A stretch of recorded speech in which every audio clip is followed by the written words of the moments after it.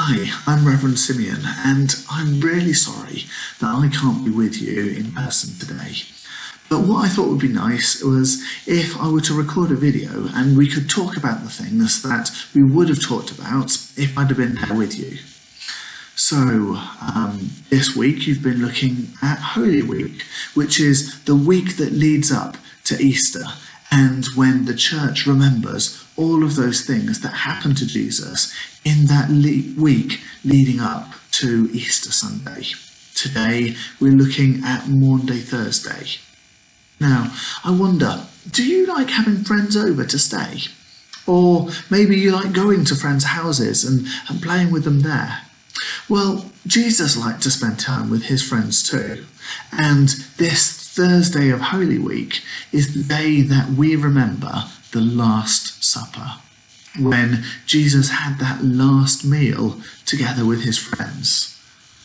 And then, after that, Jesus did something really surprising and truly amazing. After the meal, Jesus got up from the table and went to a different part of the room. He took a large towel and wrapped it around himself like a servant. He poured water into a bowl and began to wash the disciples' feet. Then he dried them with the towel that was wrapped around him. Now this is incredible because Jesus is a king. But even more than that, he is the King of Kings, God himself. By washing the disciples' feet, he was doing something that only a servant would do. This would be like if someone famous came to your house and started to clean your room, even getting down on their hands and knees to clean under your bed. It's never going to happen. When it was Peter's turn to get his feet washed, he said to Jesus, "Lord, are you going to wash my feet?" Jesus replied, "You don't understand what I am doing, but you will later."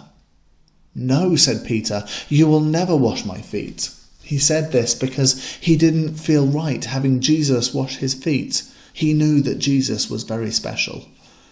Jesus replied to him, "If I don't wash your feet, then you cannot be with me." "Then, Lord," Peter replied, "don't just wash my feet, but my hands and my head too." Jesus explained he only needed to wash his feet, and that would make his whole body clean. When Jesus had finished washing all the disciples' feet, he said, "Do you understand what I have done for you? You call me teacher and Lord, and that is who I am. And now that I have washed your feet, you can also wash one another's feet." So, why did he do this? Why did he wash his disciples' feet? Well, I think it was to show them that although he was God, he was king, he still was humble enough to wash their feet, to take that role of a servant. And so, are we to do this? Like Jesus says, are we to wash each other's feet? Well, frankly, ugly, smelly things. And what happens if people have tickly feet?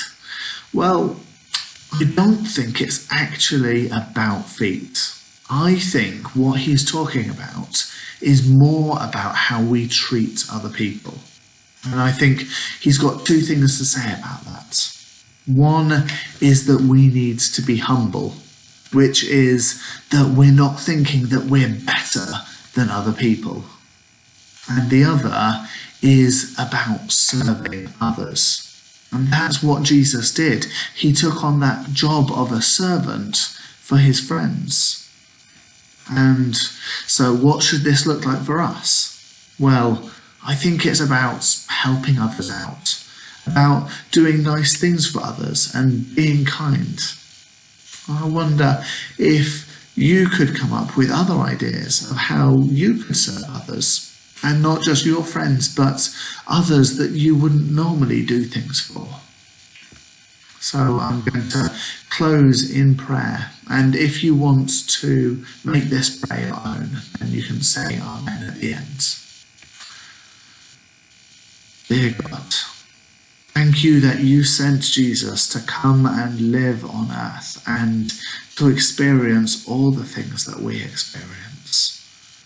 Thank you that Jesus went through all the things that he did just so that he can understand us when we come to him with the things that make us happy or sad and the things that others or we need. Thank you that because Jesus knows what it is like to be human, that he is with us all the time, especially when we need him. And we ask that you would give us a generous heart and courage to be with others and to help them however we can. When they are happy, help us to be happy with them. And when they're sad, help us to comfort them. And when things are hard, help us to be a good friend. In your name, Jesus. Amen. So, thank you for spending this time with me, and hope you have a great day. Bye.